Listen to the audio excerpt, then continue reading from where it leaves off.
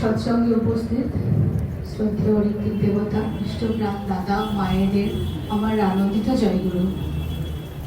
আজকে বড় একটা শুভ দিন, আজকে রথযাত্রা। তার মধ্যে সঞ্জীবদার বাড়িতে যে উদ্দেশ্যে সৎসঙ্গটা, সেটাও খুব ভালো একটা শুভারম্ভ।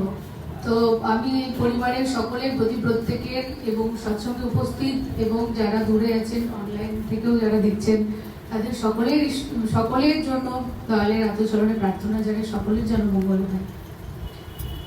আমি তো খুব একটা বক্তা নই, আপনারা বলেছেন আমাকে বলতে।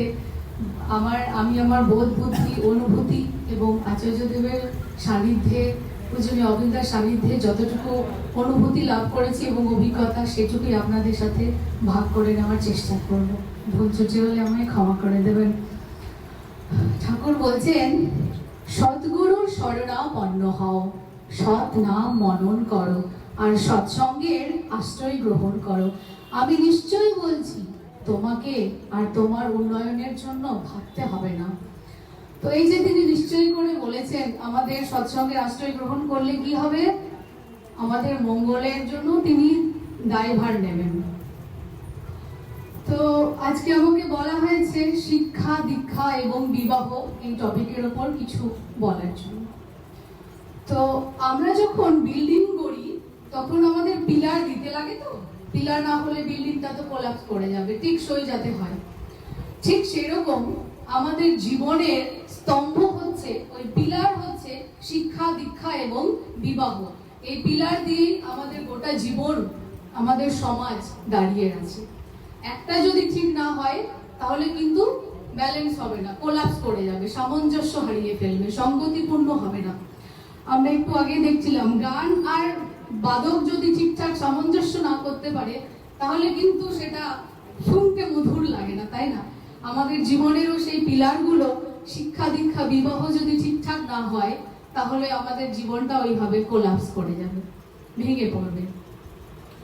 তো শিক্ষা, আমরা সবাই জানি শিক্ষা মানে হচ্ছে একটা ছোট 5-6 বছর বয়স থেকে আমরা বাচ্চাদেরকে স্কুলে ভর্তি করে দিই, তাদেরকে টিচার দিই এবং তারা বছরের পর বছর পরীক্ষা দেয় এবং উত্তীর্ণ হয়, পরীক্ষা হয়, তারপর তাকে মেজারমেন্ট করা হয়।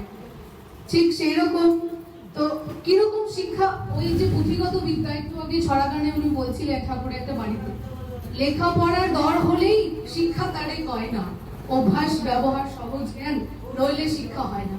তাহলে শিক্ষা মানে কি শুধুই সেই পুঁথিগত বিদ্যা, স্কুলে বা কলেজ ইউনিভার্সিটিতে আমরা যেটা পড়ি?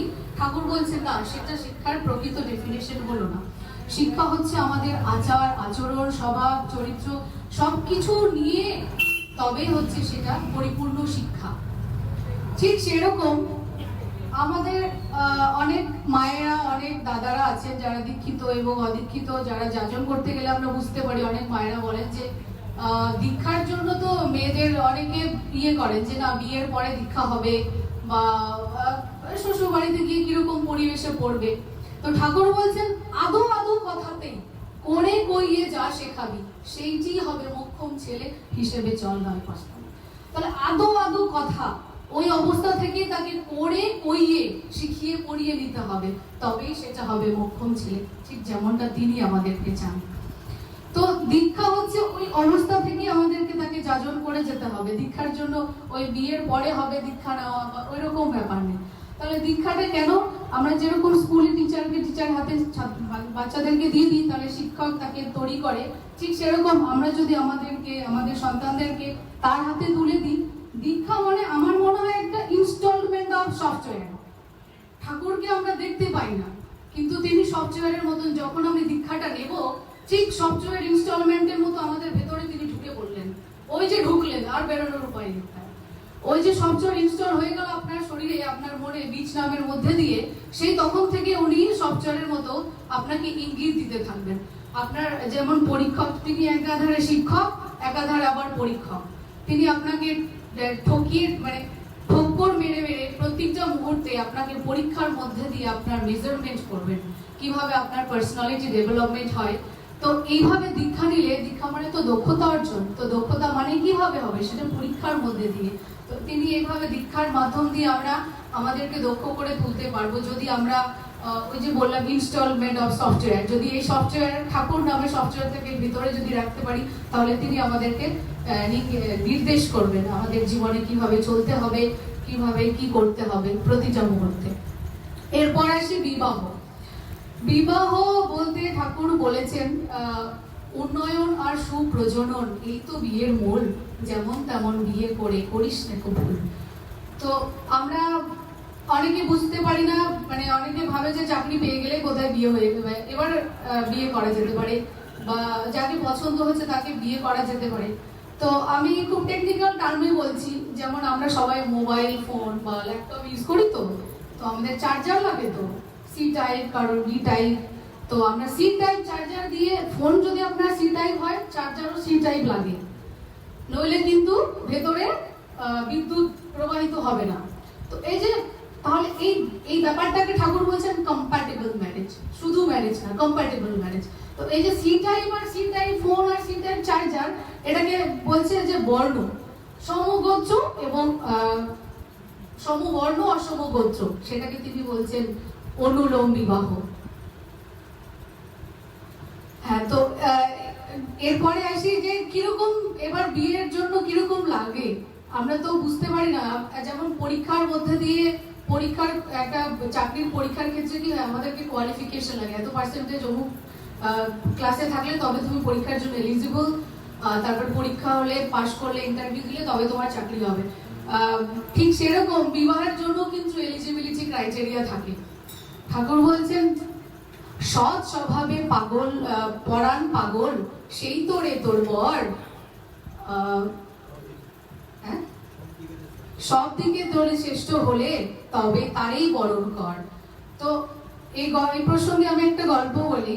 2019 সাল, আমি আমার মা আমাকে নিয়ে দেওঘরে যখন যাই, তো পূজনীয় অবিন্দাকে নিবেদন করছে, দাদা আমার তো বয়স হয়ে গেছে, তো এবার বিয়ে দেখাশোনা করতে হবে। তো আমাকে বলেন, তো পূজনীয় অবিন্দা বলেন বর মানে জানিস? আমি বললাম আগে তা তো জানি না। বর মানে হলো বড়, যে সব দিক থেকে তোর থেকে শ্রেষ্ঠ হবে। তারপরে আমি বললাম ও আচ্ছা, এরকম হতে হয়। তারপরে বললেন যে আচার্যদেবকে দেখেছিস আমার বাবাকে? আমি বললাম আগে দেখেছি। বলছে আচার্যদেবের বর খুঁজতে 5 থেকে 7 বছর লেগেছিল, আর তুই ভাবছিস এত তাড়াতাড়ি বিয়ে করবি? দেখাচ্ছি। তো তিনি বললেন যে ওই যে ওইরকম হতে লাগবে, সব দিক থেকে যে শ্রেষ্ঠ হবে তোর থেকে, সেই তোর বর হবার উপযুক্ত হবে। তো আমরা এরকম যদি না হয়, তাহলে যে বললাম বিল্ডিং যদি ইট বালি খোয়া সব ঠিকঠাক না হয়, তাহলে কিন্তু আমরা দেখি নিউজে প্রচুর বিল্ডিং কোলাপস করছে, অনেক ব্রিজ ধসে পড়ছে। তো ওই কোয়ালিটি ম্যাটেরিয়াল যদি না হয়, এলিজিবল ক্রাইটেরিয়া যদি ঠিকঠাক মেনটেন করা না থাকে, তাহলেও কিন্তু আমাদের যে সমাজের যে স্তম্ভ, যে শিক্ষা দীক্ষা বিবাহ, এগুলো কিন্তু ওরকম ভাবে কোলাপস করে যাবে। আমি এখানে শেষ করব, আরো অনেক বড় বড় বিশিষ্ট ব্যক্তিরা আছেন, তারা বলবেন। তো আমি এইটুকুই শেষ করছি। সকলের দয়ালের আতুল চরণে আমার প্রার্থনা, আপনারা ঠাকুরের আদর্শ নিয়ে জীবন চলেন, এবং সকলে যেন আরো আমরা যেন আমাদের মনের মতো না হই, আমরা যেন তার ইচ্ছেতে চলার চেষ্টা করি, তার মনের মতো হয়ে ওঠার চেষ্টা করি। সকলের মঙ্গল হোক। জয় গুরু।